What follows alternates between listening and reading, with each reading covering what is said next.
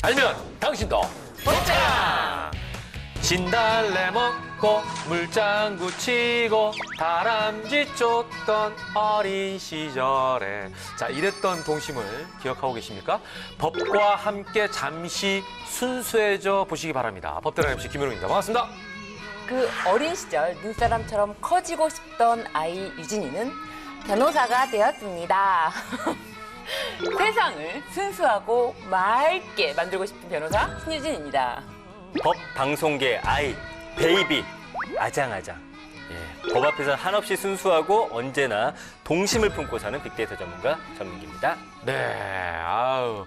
근데 전 팀장은 네. 우리 방송에서는 순수한데 19금도 많던데. 네, 뭐 여러 가면을 쓰고 있는데 법 방송에서는 아이가 맞습니다. 잘 모르니까요. 법에 있어서는. 그럼요. 그럼 나도 엄청 순수하네. 저는 아예 무지예요.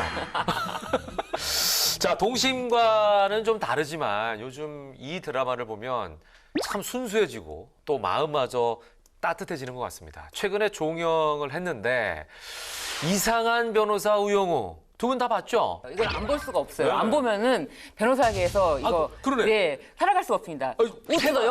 테마. 네. 그죠? 신변이 보는 에피소드 중에 딱 본인이 봤을 때 야, 저건 진짜 내가 감정이입이 된다 뭐 이런 내용이 있었어요? 나보다는 낫다 하는 생각이 드는 면이 굉장히 의뢰인에게 이제 공감을 해주고 또 의뢰인의 상황을 완전 이입했을 경우에만 사건을 좀 해결하려고 노력하는 그런 모습들이 나보다 훌륭하다는 생각 많이 들었죠. 아무튼 자 우영우라는 주인공이 이제 그 어떻게 보면 이제 태어나면서부터 갖게 된 이 자폐 스펙트럼 장애는 저는 처음 들어봤어요. 자폐라는 건 들어봤는데 자폐 스펙트럼까지는 처음 들어봤어요. 예, 그래서 제가 좀 찾아봤더니 제한된 그 반복 행동을 보이고 사회적 교류에 어려움을 겪는 그런 질환입니다. 원인은 명확치가 않은데 사회성을 관장하는 뇌에서 여러 가지 유전자 변이가 복합적으로 작용해서 발생하는 네. 걸로 네. 지금 알려져 있고요. 문제 행동은 또 개선할 수 있다고 합니다. 그러니까 이 드라마를 보시는 분들이 물론 이제 드라마니까 이건 이제 박은빈이라고 하는 배우가 연기를 하는 거잖아요. 그럼에도 불구하고 과연 저렇게 그 자폐 스펙트럼을 갖고 있는 분들이 변호사가 될 수 있나? 여기에 대한 궁금증들이 많고 실제로 거기에 대해서 막 서로가 의견도 개진하고 뭐 이런 걸 제가 그렇죠. 봤는데 네. 진짜 미국에 한 명 있다고 하더군요. 네, 맞습니다. 이 3살 때 네. 자폐 스펙트럼 진단을 받은 예. 헤일리 모스라는 20대 여성 변호사인데요. 다른 사람을 위해서 어떤 변화를 만들고 싶어서 로스쿨에 가고 싶었다라고 하면서 실제로 2018년도에 23살에 로스쿨을 졸업하고 현재 로펌에서 일하는 것으로 알려져 있습니다. 아, 그냥 아예 없는 얘기는 아니네요. 네, 네. 예, 어찌됐거나 극중 대사처럼 장애에 대한 무게를 시청자들이 많이 공감하지 않았을까라는 생각도 해봅니다. 그 많은 분들이 이제 굉장히 감동적으로 봤고 또 장애에 대한 어떤 편견을 깨는 좋은 드라마라는 평가를 받고 있는데 그런데 이제 우리가 돌아보면 대부분의 또 자폐 그 장애인들이 모스 변호사나 우영우일 수는 없잖아요. 그렇죠, 그렇죠. 예, 그래서 자폐를 둔 어떤 네. 부모님은 이 드라마 보면서 모든 자폐 아들이 천재인가라는 좀 오해를 할까봐 걱정이고 또 그게 마음이 아팠다. 근데 우리가 보는 대부분의 문화 콘텐츠에서 자폐가 그려질 때는 거의 천재로 그려지는 경우가 상당히 많아요. 맞아요. 자, 많은 자폐 장애 등 발달 장애인과 그 가족은 이 당당하게 권리를 찾도록 좀 우리가 돕고 함께 살아가야 할 그냥 이웃이라는 생각이 더 들기도 하는데요. 그런 의미에서 관련 법들이 좀 만들어져 있죠. 네, 그렇습니다. 네. 이 발달 장애인 권리보장법이 있는데요. 지난 5월 29일에 일부 개정안이 국회를 통과했습니다. 내용이 무엇이냐면은 도전적인 행동으로 인해서 이 돌봄 부담이 큰 최중증 발달 장애인에게 일상 훈련, 취미생활, 긴급 돌봄, 자립생활 등 전문적이고 이 통합적으로 통합 돌봄 서비스를 제공하고 이 체계적인 지원을 위해서 이 현행법상 설치된 발달 장애인 지원센터에 통합 돌봄 지원을 한다라는 근거를 마련했습니다. 통합 돌봄 아주 반가운 소식이라고 할 수가 있는데 근데 여기 내용 중에 도전적 행동은 뭐예요? 이게 발달 장애 그 네. 가족이라든지 네. 아니면은 특수교육 아니면 관계시설 종사자가 아니면 솔직히 좀 잘 모르는 용어일 텐데 이 용어는 영국에서 1987년에 킹스 펀드라는 보고서에 처음 도입이 됐습니다. 네네네. 이 보고서를 낸 블런든과 앨런이라는 두 사람이 네. 문제 행동이라는 용어를 도전적 행동으로 사용할 걸 제안하면서 이게 시작이 됐고요. 개인의 문제라기보다는 이용하는 그 서비스에 도전하는 행위를 좀 강조한 건데 발달 장애인이 자신 혹은 다른 사람에게 해가 되는 행동을 하는 경우 이런 걸 말한다고 보시면 될 것 같아요. 네. 그러니까 이 용어 정리를 통해서 좀 긍정적으로 접근하자. 그래요. 이런 네. 어떤 인식이 깔려 있는 것 같다는 생각이 듭니다. 자, 결국 장애인과 비장애인을 딱 나눠버리는 차별을 없앤 용어다. 또 이렇게 정해볼 수 있을 것 같은데 여하튼 이 법안의 핵심은 최중증 발달 장애인에 대한 통합 돌봄 서비스를 하겠다는 거죠.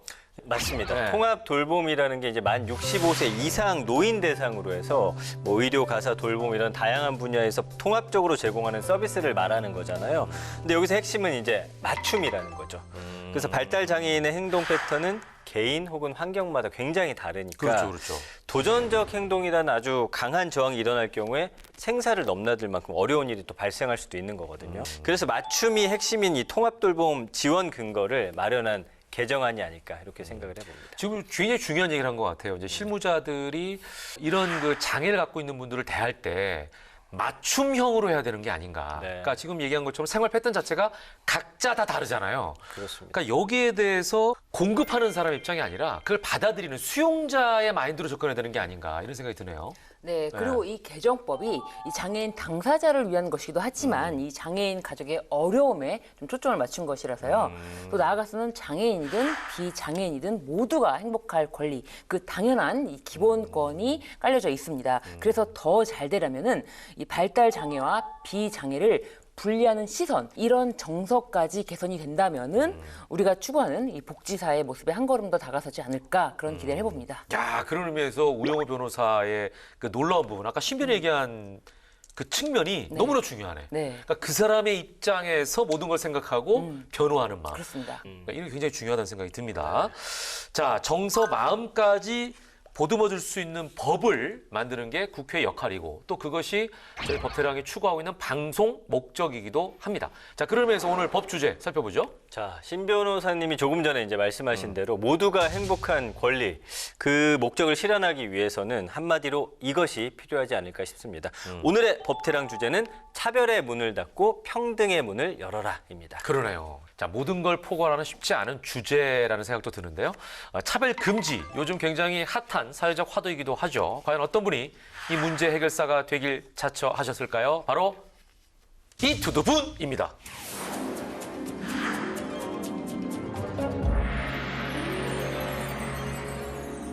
지금도 수백 명의 사람들이 의대생이 죽고 자폐인이 살면 국가적 손실이란 글에 좋아요를 누릅니다.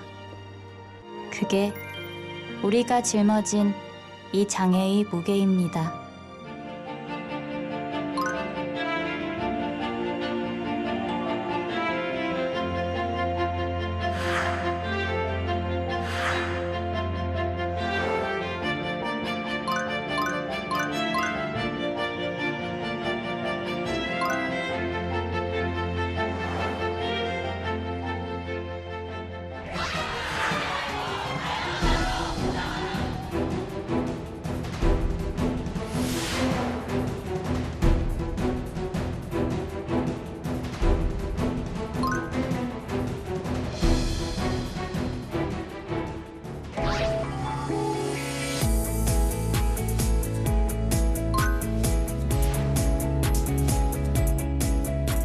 아이들이 태어나면 무조건 일단 등록 시스템을 만들어서 여러 가지 사회적 보호나 서비스를 받게 하자. 태아의 생명권 뭐 이런 것이 갖고 있는 궁극적 의미, 이런 것들은 정말로 긴밀하게 여성의 결정권과 자기 건강권하고 연결이 되어 있다라는 차별의 개념을 좀 명확히 해서 이게 좀 보편적인 규범, 우리 사회는 이거는 좀 지킨다.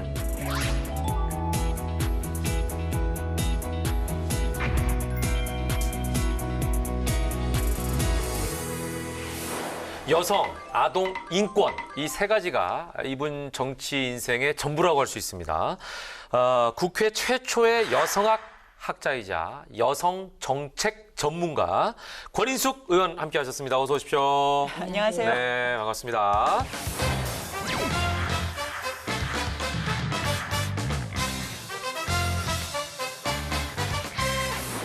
자, 제가 이제 여성 아동 인권 이것이 의원님 인생의 전부다 이렇게 표현했는데 이게 제가 표현을 맞게 한 건가요? 모르겠는데요. 그냥 이름까지 권인을 거꾸로 하면 인권이어가지고. 그러니까. 예. 그래서 굉장히 불편하고 예. 많이 알려고 하는 분야이긴 합니다만 네네네네. 이걸 네. 어떻게 감당해야 될지 잘 모르겠어요. 예. 근데 의원님께는 여러 가지 수식어가 수식어. 있는데 아, 그런가요? 수식어를 네. 제가 소개하기에도 좀 묵직한데 네. 뭐 여성학자 이외에도 네. 피해자, 투사, 여성 인권의 상징 네. 의원님의 삶이 고스란히 느껴진 수식어가 아닌가 싶습니다. 네. 차별의 벽을 허물기 위해서 좀 많은 노력을 하셨는데 혼자 가시는 길이 외롭진 않으셨는지. 네. 아니 뭐 외롭고 이런 문제라기보다는 그럴 때만 책임감이 생기는 것 같아요. 그러니까 이런 이슈에서만이 좀 책임감이 생기고 내가 설득하고 주장할 수 있는 명분이 있는 것 같고요. 좀 소명감을 가질 수 있는 명분이 있는 이제 주제들이 이런 부분이라고 볼 수 있죠. 네. 좀 힘들다 이럴 때 어떻게 그걸 좀 푸세요? 옛날에는 이제 정말 독서를 많이 했던 것 같은데 독서로 푸세요? 아니요, 그건 아니고 동시에 이제 뭐 TV 시청이라든가 네. 젊은 친구들의 놀이? 왜냐하면 제가 이제 여성학 관련해서 교수였고 그렇기 네, 때문에 네, 네. 소통하기 위해서라도 그렇고요. 뭐 아이돌 문화 이런 데 관심 많고요. 뮤지컬은 요즘 들어서 좀 많이 관람하게 됐던 것 같아요. 예. 이렇게 딸이 되게 좋아하고 모녀지간의 그 끈끈한 엄마에 대한 사랑을 느낄 수 있는 연극도 있고 막 이런데. 그런 거 안 느끼는 연구도 괜찮습니다. 관심이 없어요. 그냥 재밌고 아, 오늘 권 의원님은 그냥 안 먹히는데요? 재밌고 그냥 네.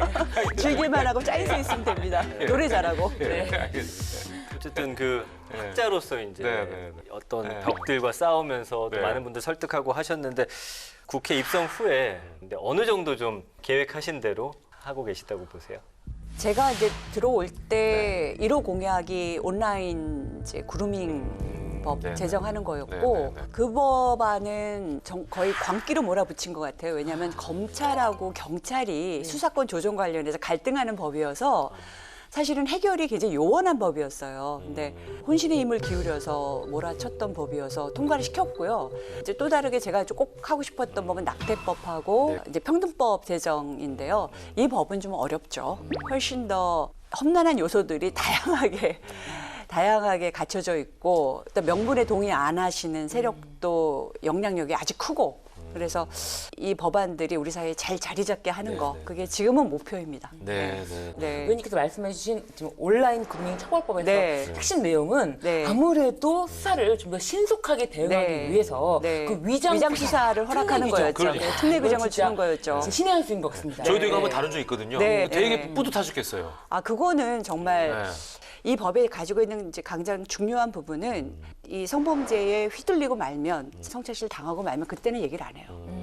근데 이제 초반에 접근할 때는 그렇죠. 사실은 이거를 주변에서 얘기할 수 있는 자신감이 있거든요. 예. 이게 고소할 수 있고 신고할 수 있는 법이라는 걸 알게 되면 어떻게 보면 그때가 골든타임. 그때가 골든타임입니다. 그리고 부모도 개입할 수 있는 여지가 네, 있고요. 그래서 하여튼 제대로 좀 정착돼서 더 이 온라인 성범죄에 좀 효과적인 도구로서 좀 사용되길 바랄 뿐이죠. 네, 그래서 네. 계속 좀 바라보고 있고요. 예. 네. 자, 이렇게 열심히 이제 일하고 계신데 21대 국회가 일을 좀 덜하는 국회였으면 좋겠다라고 하는 말씀을 하셨어요. 이게 이제 반어법이신 건가요? 아니면은 그만큼 국회가 할 일이 없을 정도로 우리나라가 좀 잘 돌아갔으면 좋겠다는 의미인가요? 어떤 의미인가요? 아, 그보다는 법안이 너무 많이 나오는 것 같아요. 그러니까 이번에 독일 갔었는데도 굉장히 적은 법들을 아주 신중하게 통과시키더라고요. 법이 통과되는 법이 더 훨씬 적어요. 근데 저는 그거는 맞는 방향인 것 같습니다. 이제 물론 법으로서 규율할 수밖에 없지만 네. 하나하나의 법안이 훨씬 심도 깊게 많은 사람들의 검증과 이해관계 조정과 그다음에 이제 하나하나의 그 문구에 대한 점검까지 다 포함해서 신중하게 다뤄줬으면 좋겠다라는 이제 얘기 속에서 이게 법안 경쟁이 굉장히 심하거든요. 많이 내야 되고 많이 어찌 보면 통과시켜야 약간 되고 실적에도 또 신경 안 쓸 수가 없고요. 그러니까 실적 네. 위주로 굴러가는 것이 좋은 방향은 아니다. 네. 조금 더 천천히 갔으면 좋겠다라는 의미를 담고 있는 겁니다. 그러니까 전체적으로 이런 분위기가 좀 확산이 되면 사실은 오히려 실질적인 부분에 네. 대한 논의를 하는 거에 논의를 좀 더 많이 집중하지. 하고 예, 내가 빨리 이제 막 경쟁적으로 뭔가를 많이 만들어야지 이런 게 좀 벗어나지 않을까. 그것도 그렇고 이제 예. 법안 소위가 훨씬 더 자주 편하게 그냥 논쟁적으로 많이 열려야 하는 게 있습니다. 아직은 좀 더 막 캐주얼하게 많이 논의하고 네, 네. 또 그 다음 날 모여서 또 논의하고 막 이런 식의 분위기가 됐으면 좋겠는데 법안 소위 한 번 잡기가 너무 어려워요. 이런 식의 좀 형식 논리는 좀 벗어 던지고 정말 좀 많은 것을 얘기했으면 좋겠다는 게 아마 책임감 때문에 그런 생각하시는 분 국회의원들 많을 거예요. 자, 아무튼 인권 문제의 최전선에서 그 소임을 다하고 계신 권인숙 의원님의 오늘 법안 주제에 너무나 적합한 분위기에 그 내용이 또한 기대가 됩니다. 자, 오늘 여러 가지 법안들 그중에서 3가지만 저희가 간추려서 좀 얘기를 할 수 있는 시간 갖도록 하겠습니다. 전 팀장 준비됐죠? 네, 차트로 준비를 해봤습니다. 되게 성의 있으시네. 야, 이거 하나에 감동하시네. 자, 권인숙 의원님의 차별의 문을 닫고 평등의 문을 열어라. 첫 번째 법안은요. 미명의를 구해줘. 외국인 아동 출생 등록법입니다. 네, 미명. 네. 이름이 뭐 없다 이런 뜻이겠죠, 그렇죠? 그렇죠. 그러다 보니까 출생 미등록 아이들을 이르는 말인데 그렇죠. 취지를 좀 설명해 주시기 바랍니다. 이 출생 미등록 아이들이 이제 국내 아동들도 좀 있고요. 네네. 근데 이제 많은 경우 외국인 불법 체류자라든가 네네. 이런 분들의 낳은 아이들이 사실은 우리 사회에 등록될 수 있는 길이 없어요.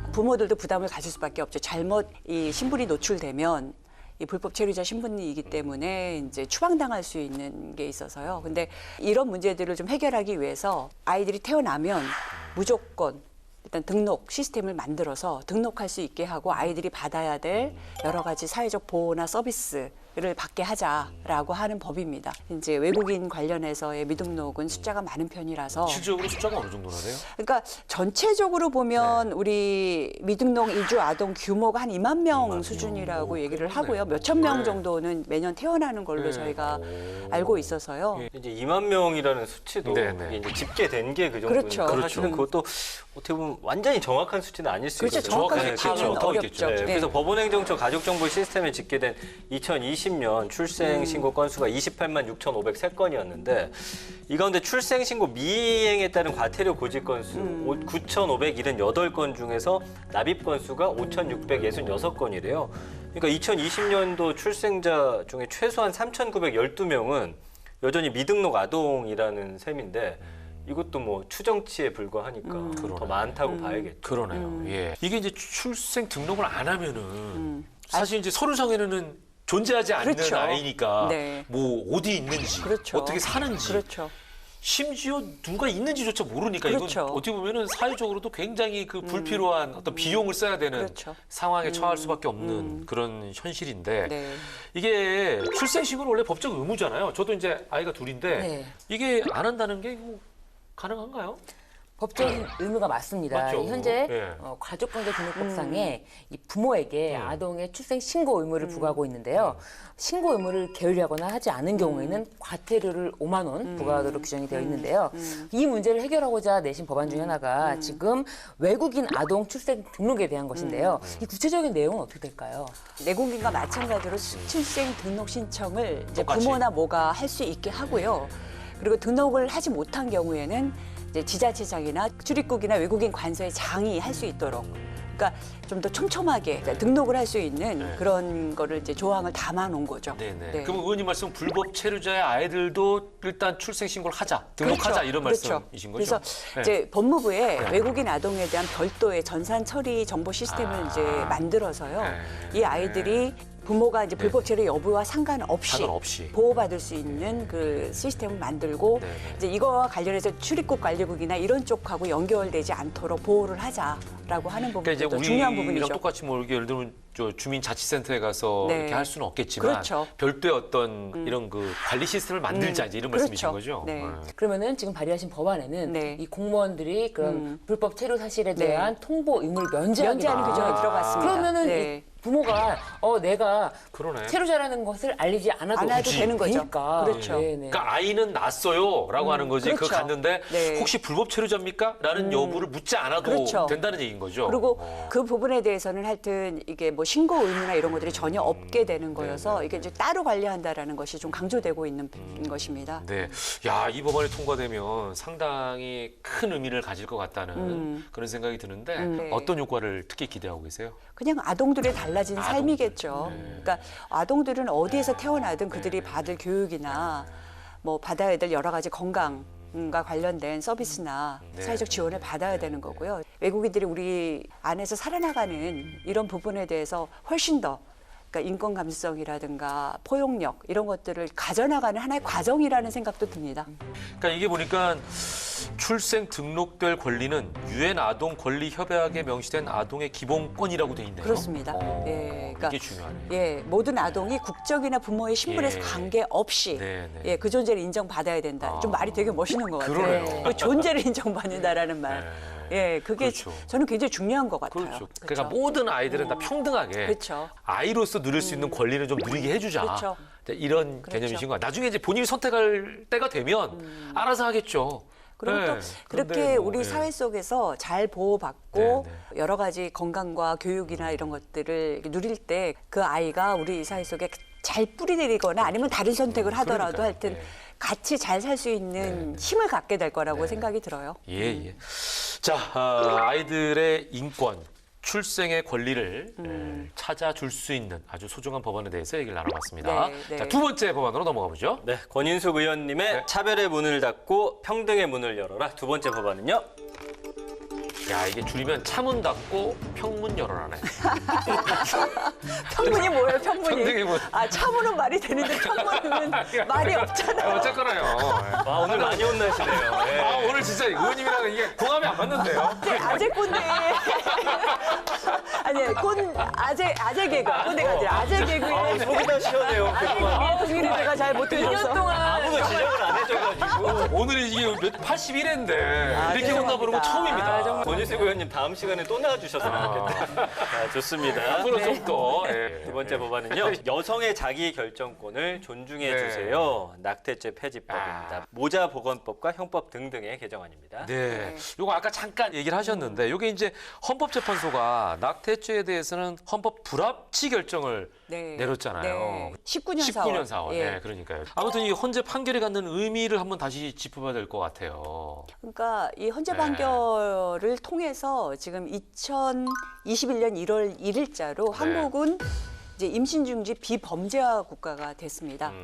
그래서 이제 후속 입법이 지금 진행이 잘 안 되고 있어요.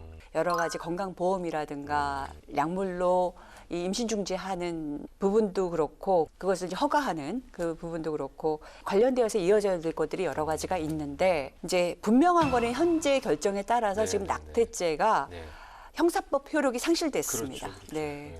이 국회에서 논의를 좀 진작에 했어야 되는 것이 그렇죠. 아닐까 하는 생각이 네. 드는데 현재 입법 공백으로 인해서 문제가 좀 많이 있지 않나요?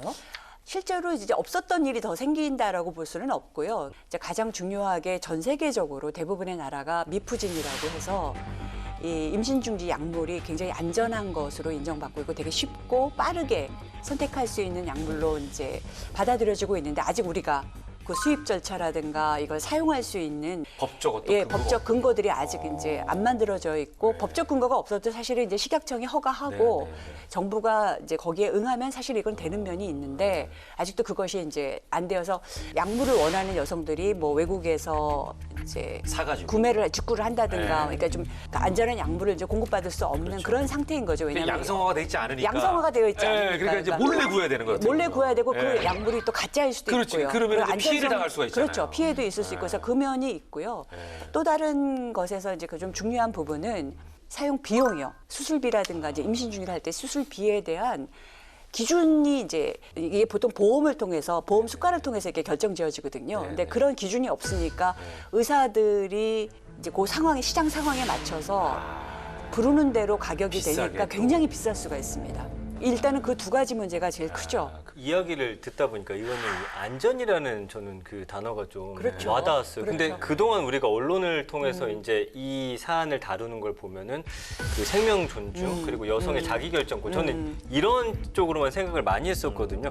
핵심은 여성은 이 임신 중지와 관련해서는 자기 인생을 건 선택을 합니다. 그리고 불법이었을 때도 이 임신 중지를 선택한 사람들은 계속 있었습니다. 어떻게든. 어떻게든 이게 대립되는 식으로 보게 되면요, 여성이 아이를 제대로 키울 수 있는 사회, 여성의 건강권, 여성의 결정권 이런 것들이 무시되는 사회로 그런 식의 이제 현실이 만들어지는 거죠. 어쩌면 이제 강제로 그렇죠. 올 수도 있잖아요. 그 삶은 사실은 네. 그런 사회일수록 그러니까 그렇죠. 여성의 결정권과 여성의 건강권과 태아가 엄마와 함께 할 수 있는 사회를 잘 만들어낼 수 있지 못한 사회일수록 그렇죠. 그러니까 임신 중지를 선택할 수밖에 없는 사회가 되는 거죠, 사실은. 태아의 생명권 뭐 이런 것이 갖고 있는 궁극적 의미 이런 것들은 정말로 긴밀하게 여성의 결정권과 자기 건강권하고 연결이 되어 있다라는 말씀을 드리고 싶어요. 대립하는 것이 아니다라는. 네. 네.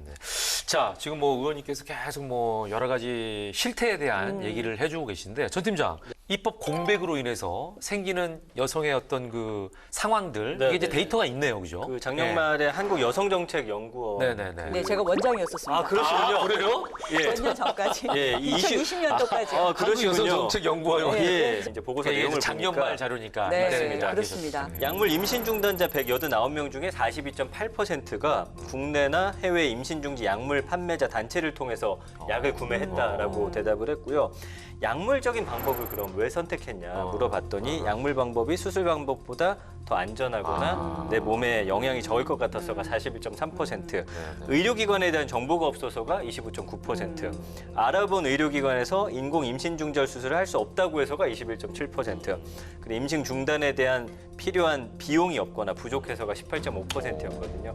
의원님이 아까 지적해 주신 부분들이 이 안에 다 네. 들어가 있네요. 네. 예. 그러니까요. 근데 이제 아까 말씀하신 것처럼 아직 약물이 합법화된 건 아니다. 그렇죠. 현대약품인가요? 네. 거기서 지금 도입해 와서 이 검증이나 뭐 이런 것들은 아마 네네네. 거의 진행이 다 됐을 거라고 지금 뭐 여겨지는데. 임상하고 뭐 이런 네네. 단계인가 근데 보죠. 정부가 확실히 좀 적극적으로 이걸 판단해서 예. 좀 나서야 될 상황입니다. 그러니까요. 아까 그래서 이제 뭐 약물적인 부분도 있만 네. 또 이제 수술 비용은 너무 비싸다 그 그렇죠. 얘기하셨는데 실제로 수술 비용은 어느 정도나 되나요, 의원님? 지금 점점 좀 가격이 올라가서 뭐 80만 원, 100만 원 이렇게 되기도 하고요. 사실 더 많이 그러게요. 올라가고. 이것도 예. 수요와 공급의 법칙에 의해서 그럼요. 결정될 거 그런 아니에요. 면이 있죠. 그리고 기준이 없으니까. 그러니까요. 예. 보험이 꼭 다 전적으로 다 보험으로 네. 커버가 되지 않더라도 네. 조금이라도 보험에 들어갈 수만 있으면 그러다 보니 다르면 이제 기준이 되어지니까요. 뭐 몇 프로 정도가 이제 네. 여기 그 수가로서 인정을 그렇죠. 받으면은요. 네. 그 다음 부분의 액수가 정리가 되는 이거 이제 거니까요. 비급여 예, 비급여. 항목이기 예, 때문에. 예. 네. 그래서 아무래도 임신 중지 관련법이 네. 시급할 텐데 네. 임신 중지 후속 법안이 5건 정도 올라와 네, 있는데 네, 네. 포괄적으로 어떤 취지를 갖고 있는지 또 핵심 내용이 무엇인지 소개를 좀 부탁드릴게요. 쭉 5개가 있네요. 네. 네, 그러니까 뭐 제일 핵심적인 거는 사실 형법이 이제 무효가 된 상태인데 형법이 완전하게 깨끗하게 정리가 되는 거. 그러니까 이 여성의 임신 중단에 대하여서 낙태죄를 묻는다는 게 완전히 없어지는 결정을 내려지면 그게 모든 걸 제일 깔끔하게 해주는 거고요. 예. 이제 나머지는 사실은 이제 보건복지위에 소속되어 있는 법입니다. 그러니까 모자보건법. 그다음에 이제 의료법 일부 개정 뭐 이런 것들인데요. 모자보건법 일부 이제 개정 법률안 이런 걸 냈던 거는 이제 임신을 한 여성에게 정보 제공과 지원을 통해서 임신부가 이제 판단과 결정으로 의사에 대한 이제 인공 임신 중단이 가능하도록 이제 개정하는 허용 주수나 사유 제한 없이 이제 할 수 있게 바꾸는 거를 저희는 이제 냈었고요. 의료인이 이제 합법적 나태 치수를 했다라는 것 때문에 이제 처벌받거나 처벌. 예, 자격 제한 있지는 않게 해달라라는 거고요. 그다음에 제일 저희가 좀 관심을 많이 기울였던 거는 네. 국민건강보험법이 이제 아까 말씀드렸듯이 보험급여 실시하게 해달라라고 하는 법이고요. 급여로 네. 바꿔라. 그다음에 이제 인공 임신 중단 관련 뭐 의료기기나 이런 것들을 광고하고 이런 기기들이 조금 더 자꾸 이제 발전할 수 있고 여성들의 건강을 잘 보호할 수 있도록 이제 하게 할 수 있는 네. 허용하는 예. 그런 부분들. 예. 그래야지 더 훨씬 더 안전한 임신 중지가 가능한 것들이 있어서요. 네. 제가 지금 5가지 이제 법안을 쭉 봤는데 네. 사실 저희가 요거와 관련해서 다른 의원님이 여기 나오신 적도 계셨거든요. 네. 근데 이제 그분들과 얘기 중에는 네. 태아의 개월수를 두고 네. 좀 감론을 네. 하는 부분들이 있으시더라고요. 네. 근데 의원님의 말씀을 들어보면 이거는 의미가 없다라고 네. 지금 네. 말씀하신 것 같거든요. 저는 좀 네. 의사들의 합리적 판단과 네. 임신한 사람의 합리적인 판단 속에서 이제 조율돼야 될 문제라고 생각이 들고요. 우리가 생각하기에 주수가 좀 많이 가는 경우들은 청소년들이 굉장히 많습니다. 아니면 이제 지적 장애가 있는 사람들이 많습니다. 그래서 사실 이런 자꾸 이제 주수나 이런 거를 막 강조하는 것에 대해서 저희가 불편한 이유는 대부분의 여성들은 초기 이제 임신 중지를 다 선택합니다. 거의 98% 이상이 아마 초기에 중지를 하고요. 이게 주수가 좀 이렇게 길어지는 사람들은 그 세 가지 부류밖에 없습니다. 그러니까 성폭행을 당한 여성, 그렇죠. 그러니까 실효성 부분에서 실효성 부분에서 정말 이 소수의 가장 우리 그렇지. 사회 필요한 분들이 사실은 약자들을 처벌하자고 여성을 자꾸 이 범죄자로서 이렇게 규율하려고 하는 거는 정말 좀 아니지 않냐라는 실효성의 문제에서 그러니까 그 논의 자체가 무의미하네요. 무의미하다고 저희는 대상자들을 이제- 봤을 때는. 예.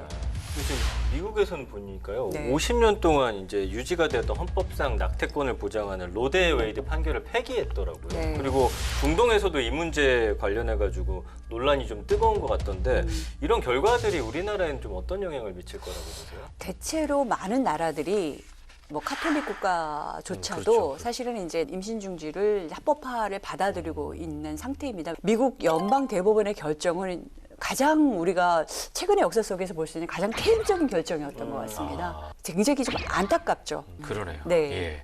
자, 지금 의원님께서 많은 얘기들을 하고 계신데 듣고 보니까 저는 뭐 남성이기 때문에 사실은 네. 내가 여성이면 어떨까 이렇게 좀 상상을 해본다면 의원님께서 말씀하시는 것들이 굉장히 지금 현실적인 얘기라는 생각이 들거든요. 예, 그런 의미에서 오해가 있는 분들이 있단 말이에요. 그렇죠. 그분들에게 이 낙태법이 재생산권과 연결해서 어떤 의미를 갖는지 이런 부분들 다시 한번 좀 강조해 주시면 좋을 것 같아요. 좀 안타까웠던 부분들. 여성들에게 임신 중지는 어쩔 수 없이 하는 선택인데 죄의식이라든가 이 범죄자라는 의식들을 심어넣는 거는 삶에서 굉장히 부정적인 부분이라고 여겨집니다. 재생산권, 뭐 여성이 이제 자기 몸에서 벌어지는 어떤 많은 문제들에 대해서 당당할 수 있고 당당하게 선택할 수 있는 것이 존중되는 그런 사회가 되는 게 저는 긍정적인 변화를 만들어낼 것 같아요. 네. 자, 두 번째 법안에 대한 말씀 잘 들었습니다. 어찌됐건 낙태법 관련 후속 법안이 올해 안에는 좀 빠르게 정리가 됐으면 좋겠다라는 바람을 가져옵니다. 정말 간절한 바람입니다. 자, 세 번째 정말 법안 약물이라도. 넘어가겠습니다. 네. 아니, 너무 지금 간절하셔가지고 예. 세 번째 법안으로 넘어가 보겠습니다. 네, 권인숙 의원님의 세 번째 법안 보겠습니다. 샤이닝 평등의 봄을 위하여 평등 및 차별금지법입니다. 네. 자, 평등법 역시 아까도 잠깐 초반에 언급해 주셨는데 네. 논란이 계속되고 있는 법안 중에 하나입니다. 네. 지난 5월에 이 평등법 관련해서 15년 만에 네. 첫 국회 공청회가 열렸다고 하는데 네. 어떤 의견들이 나왔나요? 그 당시 이제 네. 법사위에서 공청회를 열었는데 네, 네. 이제 더불어민주당 의원님들만 참석하셨습니다. 이제 법조계, 학계, 종교계 전문가들이 이제 모이셔서 이제 평등법 필요성이나 이런 부분들을 열심히 이제 얘기를 했었습니다만 좀 관심도 덜 끌 수밖에 없었고요. 조금 그런 면에서 아쉽죠. 네, 그러네요. 지금 말씀하신 게 사실은 차별을 금지한다 그러면 너무나 당연한 얘기인 네, 것 같은데 네. 그럼에도 불구하고 여기에 대한 이제 논란들이 계속되는 건 이유가 있을 것 같아요. 네. 예, 그래서 차별금지법, 평등법이라는 건 정확하게 무엇인지 그리고 왜 지금 제정돼야 하는 것인지 이 네. 필요성에 대해서 좀 강조해 주시면 좋을 것 같습니다. 근거라고 한다면 그냥 우리 삶이 근거인 것 같고요. 근데 이제 헌법 11조에도 모든 국민이 법 앞에 평등하다라고 얘기하고 뭐 성별, 종교, 뭐 사회적 신분에 의해서 정치적, 경제적, 사회적, 문화적 영역에 차별받으면 안 된다라는 것이 이제 기본으로 되어 있긴 합니다. 그렇긴 한데 이제 사회자분님들도 느끼시겠지만 이제 다양한 차원에서 혐오나 차별이 오히려 더 강화되어지고 더 노골화되어지고 뭐 인터넷이라든가 이런 세상이 열리기 때문에도 더 그런 면이 많이 있고요. 그래서 구제 수단이 사실은 미비하고 규범이 아직은 우리 사회에서 아직 안 갖춰진 것이어서요. 이렇게 차별의 개념을 좀 명확히 해서 이게 좀 보편적인 규범, 우리 사회는 이거는 좀 지킨다. 이게 마지노선이라고 할까요? 그런 식의 어떤 일반법으로서의 평등법 부분을 좀 얘기하고 있습니다. 네. 지금 국회에도 이 뭐 차별금지법, 평등법 네, 이것이 네. 여러 건이 네, 발의가 되어 있는데 네. 의원님께서 발의하신 내용 법안의 네. 핵심은 어떤 것일까요? 이게 뭐 4건이 발의됐는데 4건이 그렇게까지 큰 차이를 갖지는 않습니다. 큰 차이는 갖지는 않고요. 취지도 같고요. 그래서 이제 합리적 이유 없이 뭐 성별, 장애, 나이, 출신, 가족 형태, 학력, 종교, 성적 지형이나 성별 정체성 등을 이유로 개인이나 집단을 차별하는 행위를 이제 금지하고 있고 이제 예방하려고 하고 있고요. 그리고 차별을 겪었을 경우에 구제하는 내용들이 이제 들어가 있습니다. 그러니까 이제 규범을 만드는 겁니다. 네. 예를 들면 그 차별금지법 생기면 상황이나 영역별로 좀 차별금지 유형들이 세부적으로 좀 다시 규정되고 만들어져야 되는 것이겠죠? 네, 네. 예, 예. 그럼 실제로 법에서 금지하는 차별 행위가 벌어진다. 그렇게 되면 어떻게 되나요? 그러면 이제 뭐 인권위에 진정을 할 수가 있고요. 인권위. 인권위에서 진정을 하고 그거에 대한 이제 구제 권고를 할 수가 있고요. 그럼에도 불구하고 그런 걸 이제 진정했다라는 걸 가지고 또 거기에 불이익을 가한다. 이런 경우에는 이제 배상을 해야 되는 부분들까지 들어가고요. 네. 아까 이제 그 말씀하신 내용 중에 저도 들으면서 이거는 좀 반대하는 분들도 계실 것 같은데 네, 라는 네. 부분이 바로 네. 성적 지향과 성 정체성에 근거한 차별 원천 금지라는 부분이거든요. 네, 네. 이게 이제 우리 사회가 지금 굉장히 많이 네, 여기에 대해서 네. 민감하잖아요. 민감하죠. 예. 민감하죠. 이건 찬성 반대의 문제는 좀 그건 아니라고 아니다. 생각합니다. 찬성 반대의 문제는 아니고 네, 네. 아까 아기의 네, 얘기, 네, 아이들의 얘기를 했었듯이 어떤 존재도 존재가 거부당할 수는 없다고 생각해요. 그러니까 본인이 좋아하고 싫어하고의 문제가 아니라 인간 그 자체로 그렇죠. 갖는 권리가 있는 그렇죠. 인간 그 자체를 차별당해도 좋다라는 것을 인정하는 공격해도 좋다라고 해서 하는 것을 인정하는 건 저는 완전히 다른 얘기라고 생각합니다. 예. 네. 네. 조 팀장, 여론 형성은 어느 정도 돼 있죠? 맞습니다. 국가인권위원회가 2022년 4월 말 조사한 2022 평등에 관한 인식조사 데이터를 보니까요. 응답자 66.6%가 우리 사회에서 겪는 차별이 심각하다라고 봤고요. 67.2%가 사회 구성원이 불합리한 차별 받지 않는 평등 사회 실현을 위해서 차별금지법이 필요하다 이렇게 대답을 했습니다. 2021년에는 조속한 차별금지법 제정을 요구하는 국민청원에 10만 명 이상이 또 동의를 했습니다.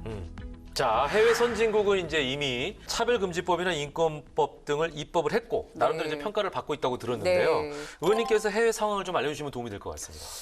OECD 국가 대부분이 지금 이제 평등법을 통과시켰죠. 그리고 네네. 영국 같은 경우에는 사회가 다양성을 더 이렇게 포용적 있게 다 받아들일 때, 그럴 때 이 경제도 더 좋아지고 사회 전반적인 어떤 생산성이 좋아진다라는 얘기도 있고 네네.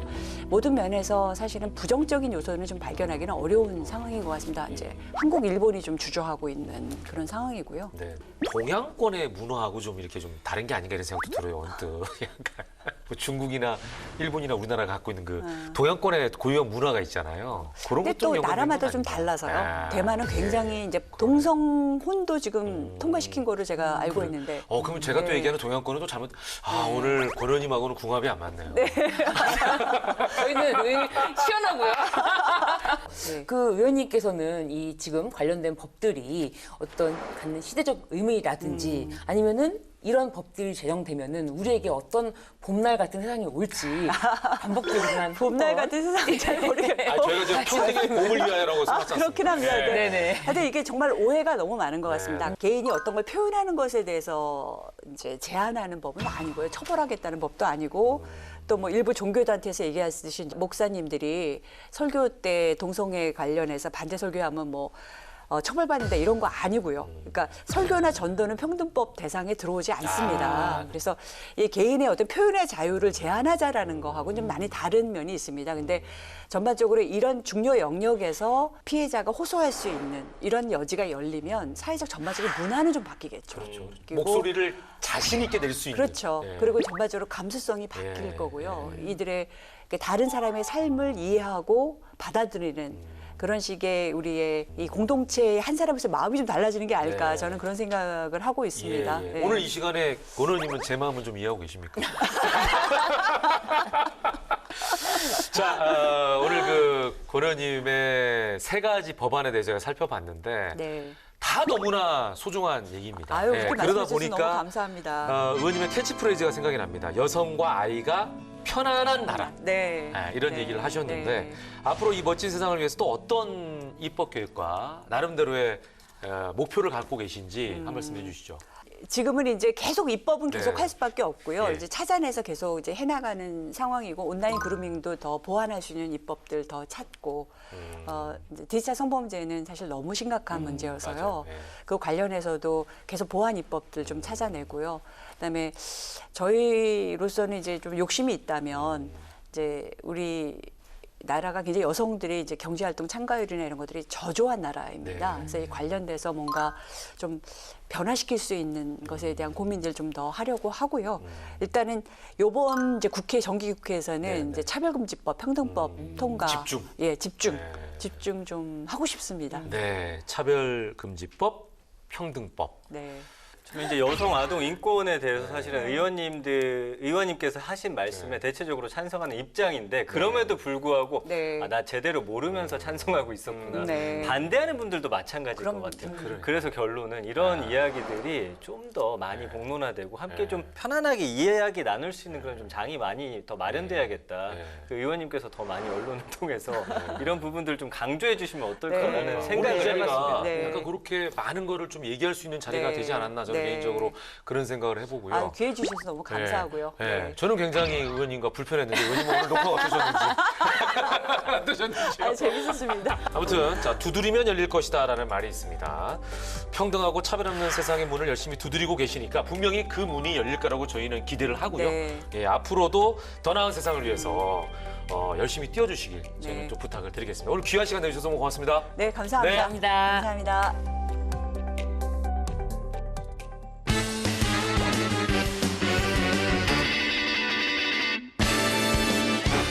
알다가도 모르겠고 모르다가도 알 것 같은 법도 배려 숙제를 분들의 속을 시원하는 시간.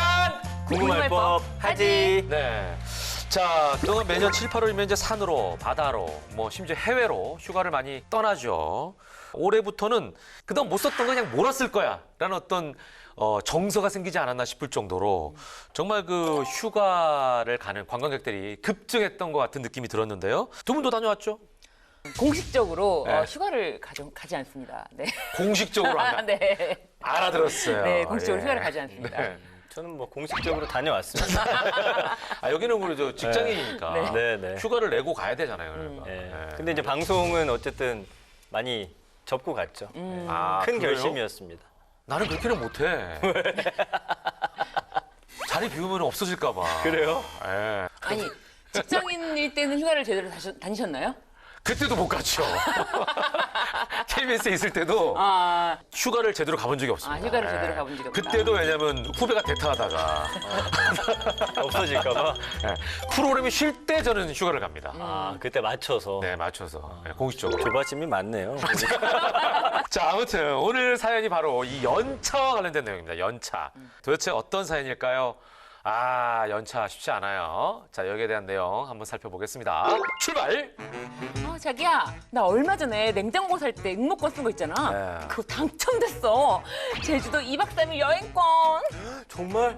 와, 자기 얼마 전에 렁통에 빠지는 꿈 꿨다고 기분 더럽다고 하더니 그게 대박나는 꿈이었나 봐. 그러게 말이야. 아우, 정말 이럴 줄 알았으면 아주 덩구석까지 가서 아주 샤워까지 할 걸 그랬나 봐. 아유, 제주도가 아니고 하와이 여행권 받았으려나. 그런데 그거 이번 주에 당장 써야 되는데 우리 금요일 연차 내고 제주도 가자. 콜? 아, 당장 이번 주 금요일 연차?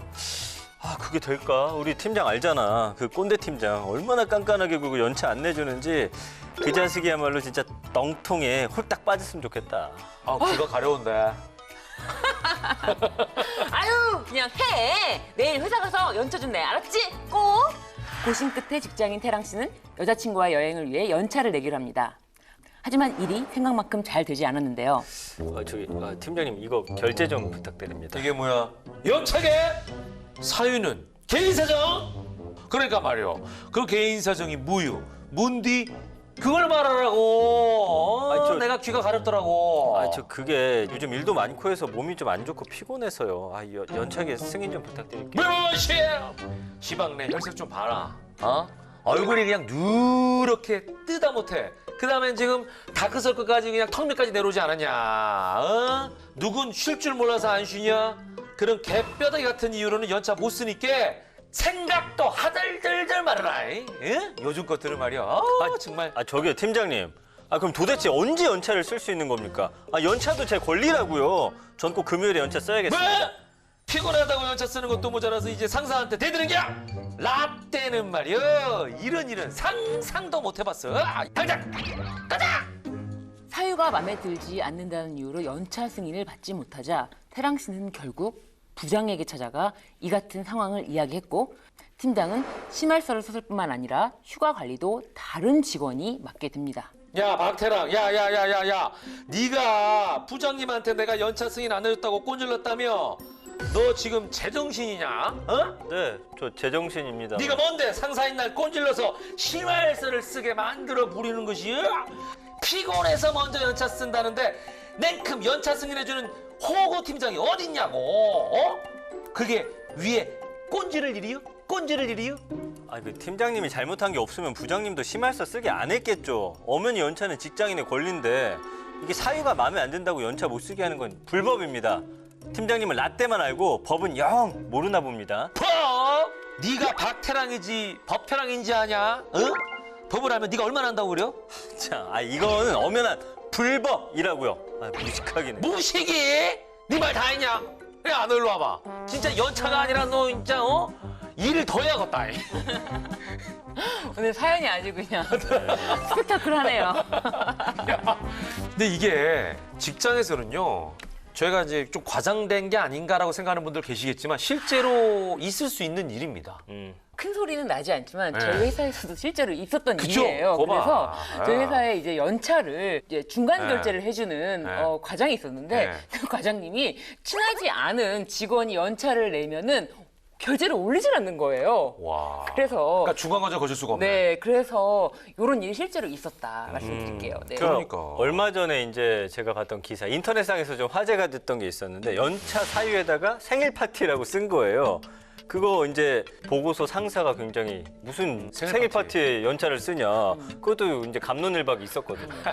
그래서 인터넷상에서는 이 글을 쓴 직원이 너무 개념이 없는 거 아니냐라는 의견도 있었지만 반면에 네. 아니 왜 연차 사유를 묻냐 이 자체가 잘못이다 이런 의견도 있었어요. 그러니. 이런 것이 눈치를 받을 것인가라는 네. 것의 문제점은 예전부터 있었기 때문에 이번 시간에 정리 한번 해보면 좋을 것 같아요. 그러니까. 근데 이게 이제 신구 세대 간의 약간 직장 생활에 대한 그 뭐라 그럴까요? 철학 내지는 그 개념? 요런 차이도 좀 있다고 봐요, 저는. 네. 예. 근데 여기도 마찬가지로 연차라는 걸 쓰는 건 당연히 권리인데 팀장 입장에서는 그런 개인적인 어떤 조그만 사유로 꼭 내는 게 맞느냐, 이런 거 좀 부딪히는 거란 말이죠. 혹시 사연 속에 팀장 행동이 법적 문제가 될지 안 될지 궁금하네요. 법적으로 말씀을 드릴게요. 네. 연차는 근로자의 권리입니다. 그래서 근로기준법은 연간 80% 이상 출근한 근로자에게 네. 15일의 유급 휴가를 줘야 한다고 명시되어 있는데요. 이 근로기간이 1년 미만인 근로자 또는 1년간 80% 미만 출근한 근로자에게도 1개월당 1일의 유급 휴가를 의무적으로 제공해야 되는데요. 이 과정에서 사측은 연차 사용에 대한 사유를 요구한다거나 특정 시기를 정해주지 못합니다. 오히려 정당한 이유 없이 이 연차 유급 휴가를 거부했음이 밝혀지면 고용주가 2년 이하의 징역 또는 2천만 원 이하의 벌금형에 처해질 수가 있습니다. 그렇구나. 그러니까 연차 사유 묻고서 그 이유 때문에 연차를 안 내준다. 이거 법적으로 문제가 될 수 있다는 거네요. 그동안 이제 연차 쓸 때마다 사실은 상사 눈치 봐야 했던 직장인들은 좀 속이 시원할 수도 있겠어요. 그러니까 자신의 권리이니만큼 제가 필요할 때 쓸 수 있다는 얘기인데 근데 이제 이런 경우 어떨까 싶어요. 회사가 한참 바쁘거나 너무 모자라 인력이 뿐만 아니라 박태랑이라는 사람이 빠져나가면 거길 채울 만한 사람이 또 만만치가 않아. 그 일이. 그런 경우에 회사 입장에서 좀 피해를 본다 생각할 수도 있는데 이런 경우에도 무조건 자기 권리를 찾아야 하는 건가요? 회사는 법적으로 연차를 거절할 수는 없고요. 이 연차 시기를 변경할 수 있는 예외적인 상황이 있는데요. 그것이 이제 근로기준법에 따라서 근로자가 청구한 시기에 휴가를 주는 것이 사업 운영에 막대한 지장을 주는 경우에 이 시기를 변경할 수는 있습니다. 그렇구나. 근데 좀 애매하네요. 예. 그 사업 운영에 막대한 지장을 줄 때 그게 좀 광범위하지 않습니까? 그러니까 구체적인 범위가 좀 있어야 할 것 같은데 법적 규정이 있나요? 그 구체적인 사항에 대해서는 네. 법적 규정은 아니고 없고. 판례에서 정하고 있는데 이 회사 경영에 막대한 지장이 있을 때라는 거예요. 막대한이 중요하네요. 네, 막대한이 중요합니다. 예를 들어서 네. 회사 공장 기계 설비가 있는데 네. 이 공장 설비를 다루는 기술자예요. 아. 그래서 이 기술자가 이 고장이 났을 때 네. 갑작스런 연차를 쓰면은 이걸 네. 고칠 수가 없어서 그렇죠. 공장 운영이 안 된다. 이 정도로 운영에 막대한 지장 아니면은 아. 계약 담당자예요. 요게 아. 회사의 계약건이 네. 이 회사의 운영에 굉장히 영향을 크게 주는 큰 사업건인데 근데 열흘간 한번 비워가지고 요 계약을 못해. 계약하는 그 시기에 아. 그 시기에 계약 담당자가 휴가를 쓴다거나 이럴 경우에는 회사 경영에 막대한 지장을 그러네. 주는데 그게 아니라 단순히 이 사람이 뭐 아니면은 뭐 여러 명의 근로자들이 같은 날 연차 휴가를 씀으로 인해서 대체 근로자를 구하기가 쉽지가 않았다라든지 아니면은 다른 사람들의 업무가 과중됐다라든지 이런 사유만으로는 막대한 운영에 지장을 준다고 보기가 어려워서 이런 경우에는 회사가 연차 휴가를 변경할 수가 없다라고 행정법원에서 판결을 한 바가 있습니다. 그렇군요. 네. 그러니까 막대한 피해를 주느냐 안 주느냐 이런 게 어떤 결정의 기준이 될 수 있겠네요. 네. 예. 근데 이제 저는 연차도 연차인데 특별한 이유 없이 연차를 승인해주지 않고 태량 씨에게 막 대드는 거냐면서 화까지 내고 그 강압적인 분위기 만드는 그 팀장도 저는 문제가 있다고 보거든요. 혹시 이게 직장 내 괴롭힘에 해당될 수 있나요? 제가 봤을 때는 직장 내 괴롭힘이다. 아, 그래요? 아까 그 상황에서는 이거는 직장 내 괴롭힘이다. 나 그래요. 때는 말이야. 그래서 Days yours. 네. 네. 그래서 법률을 살펴보면은 네. 현행 근로기준법에서는 직장에서의 우월적 지위를 이용해서 업무상 적정 범위를 넘어서는 신체적, 정신적 고통을 주거나 근무 환경을 악화시키는 행위를 금지하고 있는데요. 만약에 이 직장 내 괴롭힘에 신고를 받는다면 이 사측이 굉장히 중요해요. 사측은 이 즉시 피해자와 가해자를 분리해야 되고요. 그리고 지체 없이 사안을 조사하고 네. 적절한 조치를 내려야 되는데요. 이 괴롭힘이 있으면 알면서도 묵인하거나 아니면은 늑장 대응을 한다. 이런 경우에는 사업주가 처벌을 받게 되어 있습니다. 지난 7월 12일에는 대법원에서 직장 내 괴롭힘을 신고한 신고자에게 불리한 처우를 했습니다. 사업주가 오히려 그 가해자를 도와서 네네네. 명예훼손이라든지 이런 네. 증거를 주고 네. 이 신고한 사람에게 불이익한 처우를 하자 네네. 대법원에서는 네. 첫 징역형에 처하는 판결을 선고했습니다. 그렇군요. 네. 예. 그런데 이제 오늘 사연에서는 네. 팀장님이 네. 곧바로 업무 배제 등의 제재를 받았기 때문에 별도의 법적 문제는 발생하지 않을 것으로 보입니다. 아, 그러네. 그러니까 여기서는 지금 사업주 내지는 이 팀장 위에 있는 상사가 조치를 취한 거니까 네. 문제가 안 된다고 볼 수 있겠네요. 예. 자, 오늘 사연 외에도 연차, 휴가 등을 두고 아직도 많은 회사들이 근로자와 갈등을 빚는 일이 많다는데요. 이거 자체가 일단 위법이라는 거, 이 직장을 운영하는 분들, 관리하는 분들 입장에서 좀 이해했으면 좋겠고, 저희도 지금 3명이서 방송하는데, 네. 여기서 제가 나이나 뭐 여러 가지 면에서 상사 개념이잖아요. 네네. 두 분 언제든 휴가를 다녀오시기 바랍니다. 그거 본인이 승인해주는 거 맞아요. 피디님한테 말할 건데 나는. 그냥 생생이라도 내보는 거예요.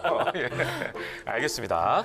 자, 아무쪼록 이번 그 군군법에서도 일단 근로자가 갖고 있는 권리에 대해서 저희가 여러분께 알려드렸잖아요. 그러니까 법을 모르면은 낭패를 보는 일이 생길 수도 있으니 여러분의 권리를 직접 이렇게 우리 방송을 통해서 확인하시고 찾아가시길 바라겠습니다. 자, 다음 시간에도 저희는 시청자들과의 약속을 위해서 반드시 돌아옵니다. 이거는 법으로 정해져 있기 때문이 아니라 저희의 양심의 약속으로 여러분과 다음 시간도 기대해 보도록 하겠습니다. 부디 여러분도 함께해 주시길 바라면서 마무리하겠습니다. 알면 당신도 법테랑!